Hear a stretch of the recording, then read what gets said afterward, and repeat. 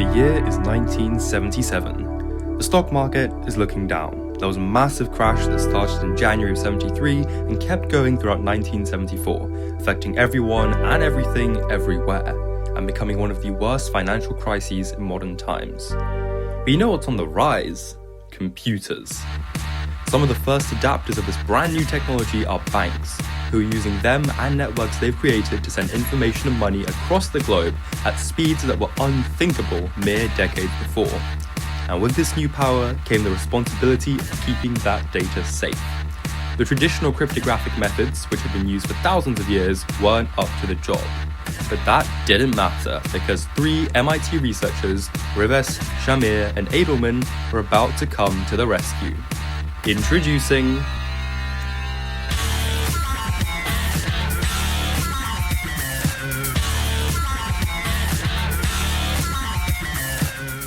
The reason RSA cryptography was so effective and so useful was because it was something entirely new, an asymmetric form of encryption. What that means is that the encryption key, the method for scrambling your data, was different to the decryption key, the method for unscrambling the data and revealing the intended message. In the lingo, the scrambling key is referred to as a public key because everyone has access to it, it's public. And then the unscrambling key is called the private key because you're supposed to keep it private so only you can read the secrets. Now in RSA cryptography, the public key and private key are both just numbers. In fact, everything in this algorithm is just numbers.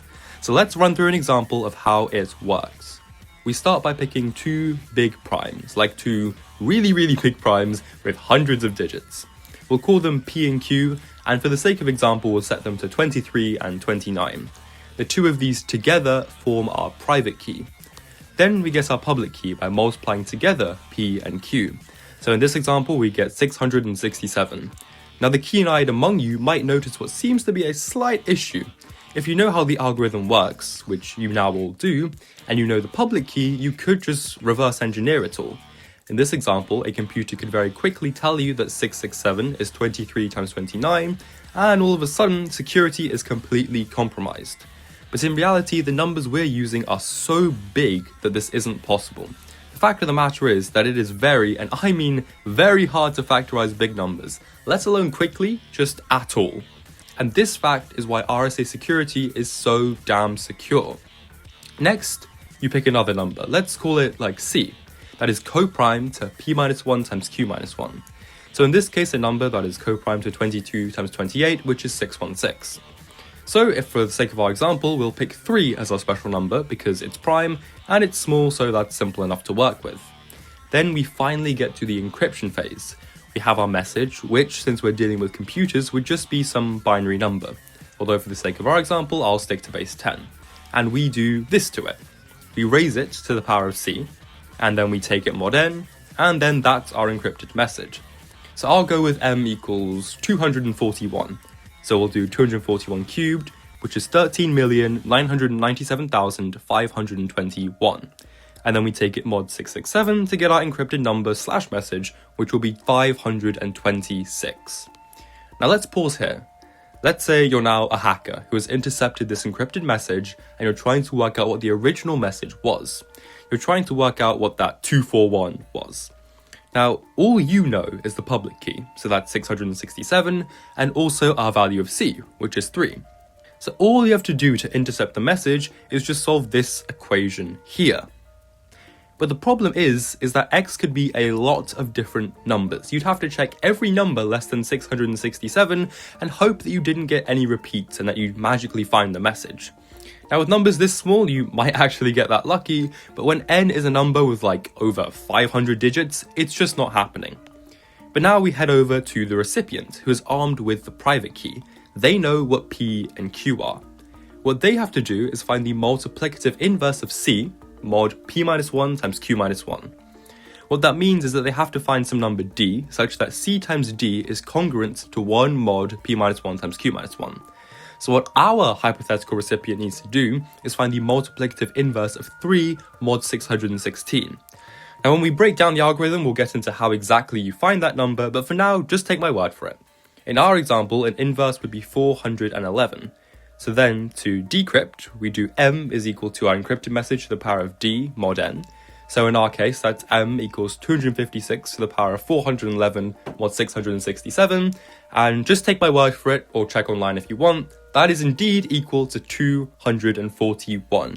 And just like magic, we've recovered our original message. Now at this point you should have a lot of questions, like why do we care about p minus 1 times q minus 1? Why does c have to be co-prime to that? How do you actually find a multiplicative inverse? And most importantly, why does any of this actually work? I'll make a start on that last question by telling you that the big key piece of mathematics holding this all together is the fact that a to the power of the totient of n is congruent to 1 mod n. Now this is a result we proved over the course of the last 2 videos. Now a direct consequence of this is that a to the k times the totient of n is also congruent to 1 mod n, and as a result, a to the power of k times the totient of n plus 1 is congruent to a mod n. And this is basically what we do over the course of the process. In our case, a becomes a message m, n becomes a product of primes p and q, and c times d is equal to k times the totient of n plus 1. So the first thing we should do is establish what the hell the totient of n is. Because n is the product of 2 prime numbers p and q, we can use the rule that the totient of p times q is equal to p minus 1 times q minus 1 whenever p and q are co-prime. So not necessarily prime, just co-prime. Now, why is this true? Well, just as a reminder, the totient of n, phi of n, is the number of numbers less than n that are co-prime with it. Hopefully it's clear that if you have a prime p, the totient of n is just p minus 1, because every number less than p is co-prime to it. Now this intuitive way of calculating the totient of n is cool and all, but there is also a formula for it, and that's that the totient of n is equal to n times the product for all prime factors p of n of p minus 1 over p. Now, we're sort of straying away from the point a little, but I think it's worth taking some time to consider why this formula works. So let's take the number 30, which has prime factors 2, 3, and 5. This means that the totient of n would be 30 times 2 minus 1 over 2, times 3 minus 1 over 3, times 5 minus 1 over 5. And that's equal to 8, but that's not really the important bit. The important bit is what these fractions here mean. Because if you think about it, when we're multiplying by half, what we're doing is we're crossing out half of the possible numbers less than 30, all the multiples of 2, and keeping a half of the numbers. And when we multiply that by 2/3, we're crossing out a third of the remaining numbers, all the remaining multiples of 3, and keeping 2/3 of said numbers. And then when we multiply by 4/5, we're crossing out 1/5 of the remaining numbers, any pesky remaining multiples of 5, and keeping 4/5 of the numbers left. So when we do this to a prime p, we're multiplying by p minus 1 over p, because we're crossing out 1 over p of the possible numbers, all the multiples of p less than or equal to p, which is just p itself. So when we do this to the semi-prime pq, what we need to do is cross out all the multiples of p and all the multiples of q. So we take our number pq and we cross out 1 over p numbers and then 1 over q of the remaining numbers. And because the two sets of numbers, all the multiples of p and all the multiples of q, have no overlap, that's all we need to do. So doing the math, we get that the totient of n is equal to pq times p minus 1 over p times q minus 1 over q, which, as you can see right here, simplifies down to just the totient of p times the totient of q. So boom, bonus proof done, now let's get back on track. Now that we know what the totient of n is, our whole modular setup is simplified down to this. M to the power of k times p minus 1 times q minus 1 plus 1 is congruent to m mod n, where n is just pq. So then you'll remember that the next thing we did was we picked a value of c, and we required it to be co-prime to p minus 1 times q minus 1, which we now know means that we required it to be co-prime to the totient of n. And we need it to be co-prime because otherwise the fabled multiplicative inverse doesn't exist. There is no number you can multiply c by to get k times the totient of n plus 1. If it wasn't co-prime, there'd instead be a number you can multiply by to get exactly k times the totient of n. Okay, so we've reached the final step, and that is of course finding out what d actually is. Now this is best explained with an example, so I'm going to hit you with this hypothetical where the totient of n is equal to 48. Let's say our primes are 5 and 13, and we've picked c to be 11. Now here's what we do. First, we apply Euclid's division algorithm. So we take 48 and we write it in the form 11s plus r. Then we rewrite 11 to the number outside the brackets in terms of our previous remainder of 4. So 11 is 4 times 2 plus 3. And then we run it back like so, and here we stop because our remainder is 1, which means we can now pull off the following pro gamer move. We rewrite all of our expressions in terms of the remainders, and then it's just a simple game of algebraic substitution and manipulation like so. So we've reached the conclusion that 48 times 3 minus 11 times 13 is equal to 1, or equivalently, 48 times 3 plus 11 times minus 13 is equal to 1. And at this point, if you take both sides mod 48, you get 11 times minus 13 is congruent to 1 mod 48. But we can't have a negative multiplicative inverse, so to remedy that, we add 48 to minus 13 to get the real multiplicative inverse of 35.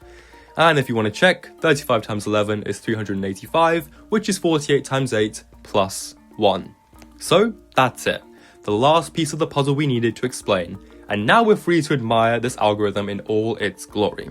To sort of give a brief final summary, what this algorithm does is use the fact that a to the totient of n plus 1 is congruent to a mod n, but it raises a, the message, to the power of the totient of n plus 1 in 2 separate steps, one during encryption to scramble the data, and one during decryption to of course recover the original message. And to be able to decrypt the message, you need to find the multiplicative inverse of a number mod the totient of n, which is only possible if you know the totient of n, which is only possible if you know p and q, the prime factors of n. And despite the fact that everybody knows n, it's public information, if you make it large enough, even the best computers can't factorize it. And this is why RSA is a secure algorithm, and why it has been one of the leading forms of encryption for a very long time. So there we go, thus concludeth the group theory trilogy. If you're wondering how any of this links to group theory, then make sure to check out the first 2 videos, and as always, thanks for watching.